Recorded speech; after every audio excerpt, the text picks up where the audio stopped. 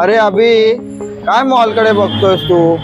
अरे सनी, मी काय बोलत होतो माहितीये? काय रे? सनी, मॉलच्या खाली आहे ना, मी उभा राहून एक गोष्ट नोटीस करत होतो. कितीतरी गरीब लोक आहे ना, मॉलकडे फक्त बघत राहतात.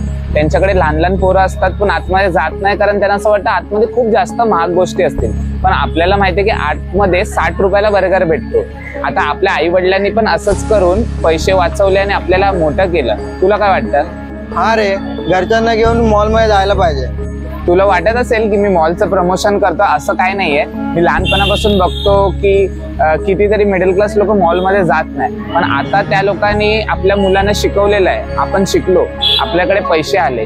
आता आपलं कर्तव्य आहे की आपल्या आई वडिलांना मॉल ऍटलिस्ट दाखवावा, जे त्यांनी लहानपणी आपल्यासाठी बघितलं नाही.